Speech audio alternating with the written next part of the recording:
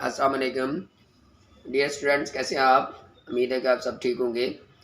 आज का जो हमारा टॉपिक है वो from the 9th class chapter number 5 maths of earth है कि हमारी जो मैथ्स है, जो हमारी जो अर्थ है उसका मैथ्स कितना है। तो अब यहाँ पर भी लॉ ऑफ ग्रेविटेशन को बेस बनाया गया, जो कि न्यूटन ने लॉ ऑफ ग्रेविटेशन पेश किया कि हर बॉडी जो है वो दूसरी बॉडी को अपनी तरफ अट्रैक्ट करती है। उसी बात को यहाँ पर हम यानी कि बेस बनाएंगे। तो हम फर्ज करते हैं कि हमारे पास ये अर्थ है और सेंटर से किसी भी तरफ का जो डिस्टेंस होता है वो रेडियस के इक्वल होता है, इसलिए ये रेडियस ऑफ अर्थ हम कहते हैं। और अर्थ के मैस को हम ME से डिनोट कर रहे हैं। अब हम फर्ज करते हैं कि कोई एक स्मॉलर बॉडी जिसका मैस M है वो इसकी सरफेस पर पड़ी हुई है। तो अब दोनों बॉडीज आपस में एक दूसरे को क्या करेंगी, अट्रैक्ट करेंगी, यानी कि लॉ ऑफ ग्रेविटेशन अप्लाई होगा। तो यही बात हम लिख रहे हैं कि consider a mass M is place on the surface of the earth. हम फर्ज करते हैं कि एक छोटा जो मैस है M है वो सरफेस ऑफ अर्थ पर पड़ा हुआ है। The mess of the earth is ME and radius of the earth is R, यानी कि जो मैस ऑफ अर्थ है वो ME है, बड़ा M, यानी कि ज़मीन बड़ी है इसलिए हमने बड़ा यानी कि यूज़ किया है, और radius of the earth R है।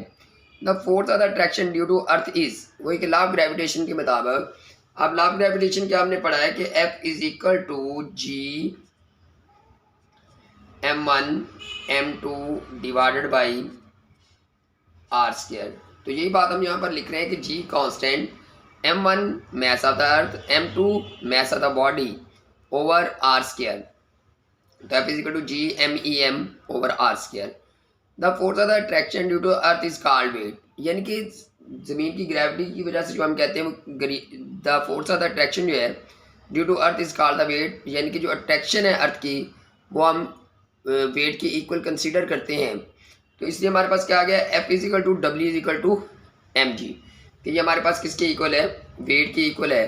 तो फिर हमने क्या किया कि F की जगह पर उसकी वैल्यू पुट कर दी। F is equal to W is equal to mg is equal to G MEM over R square.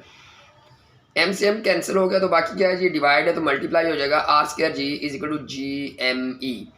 हमें यहाँ से अब मैस ऑफ अर्थ चाहिए, तो हमने मैस ऑफ अर्थ को एक साइड पे कर लिया, तो ये G मल्टीप्लाई है तो क्या होगा, डिवाइड हो जाएगा।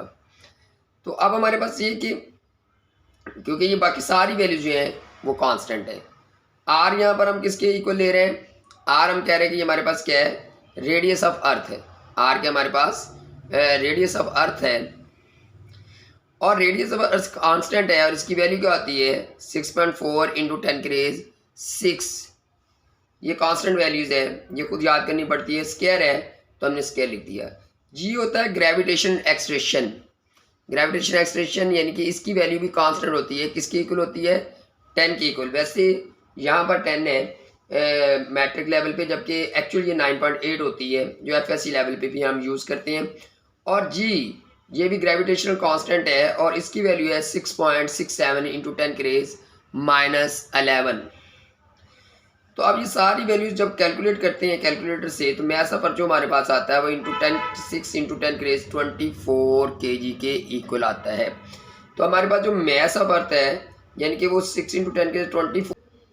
तो डियर स्टूडेंट्स, आपको इस बात की समझ आ गई होगी।